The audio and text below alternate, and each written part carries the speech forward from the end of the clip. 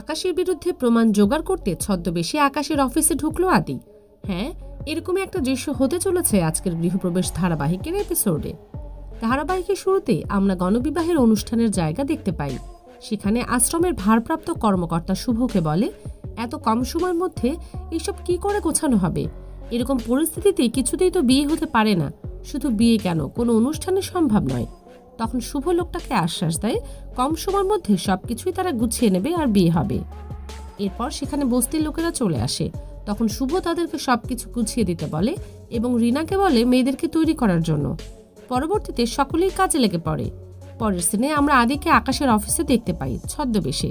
সেখানে আদি ইচ্ছে করে আকাশের পায়ে একটা ভারী ফুলের টব ফেলে দেয়, যেটাতে আকাশ আঘাত পায়। এরপর আকাশ আদিকে বকাবকি করে সেখান থেকে চলে যায় এবং আদি মনে মনে বলে, আমার প্রেগনেন্ট বোনের সাথে খারাপ আচরণ করলে শুধু পায়ে টব কেন, তোমার হাত পা ভেঙে ফেলে রেখে দেব। এরপর সিন ঘুরিয়ে আমাদের আবারও আশ্রমের দৃশ্য দেখানো হয়। সেখানে শুভর উদ্যোগে বস্তির লোকেরা মিলে সকলে বিয়ের মণ্ডপটা আবার আগের মতো সাজিয়ে দেয়, যা দেখে সকলে শুভর অনেক প্রশংসা করে। অন্যদিকে আড়ালে লুকিয়ে গুরুদেবের লোক সব দেখছিল এবং সে মনে মনে বলে, যতই সবকিছু গোছাও না কেন, বিয়েটা তুমি কিছুতেই দিতে পারবে না। পরের সিনে আমরা আবারও আকাশের অফিসে দেখতে পাই। সেখানে আদি একটা স্টোর রুমে ঢুকে যায় এবং নিজের ড্রেস চেঞ্জ করে ক্লিনারের ড্রেস পরে নেয়। এরপর আকাশের বিরুদ্ধে প্রমাণ জোগাড় করার জন্য আকাশের কেবিনে ঢুকে পড়ে। তখন আকাশ আদিকে ইন্টারভিউ নেওয়ার সময় এখানে ক্লিন না করতে আসার কথা শোনাতে থাকে, কিন্তু আদি সেগুলো পাত্তা না দিয়ে আকাশকে উল্টো বোঝাতে থাকে, অফিস অপরিষ্কার থাকলে বাইরের লোকেরা আপনাকে কি বলবে, তাই এখানে পরিষ্কার করতে এসেছি।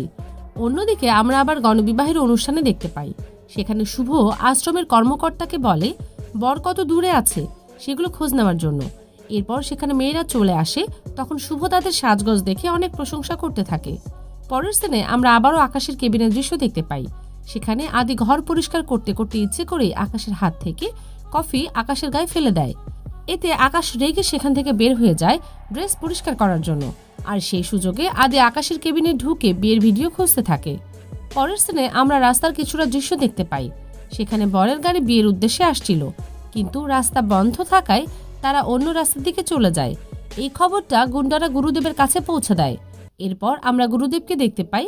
সে যখন জানতে পারে বরের গাড়ি তার প্ল্যান মতো অন্য রাস্তায় চলে গেছে, তখন সে শুভকে উদ্দেশ্য করে বলতে থাকে, এবার দেখি তুমি কি করে বিয়ে দাও।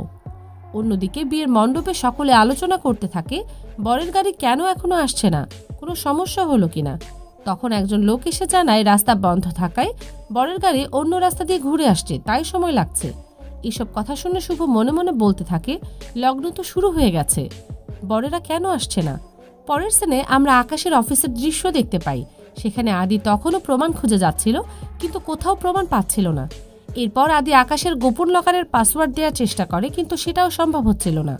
অন্যদিকে আকাশ তার কেবিনে আসার সময় ক্লিনারের সাথে দেখা হয় এবং তাকে জিজ্ঞেস করে, তোমার আসার কখন কথা ছিল আর তুমি এখন এসে কেন এসব পরিষ্কার করছো? তখন ক্লিনার জানায়, সে তো সকালেই এসেছে আর আকাশের কেবিনটা সকালেই পরিষ্কার করেছে।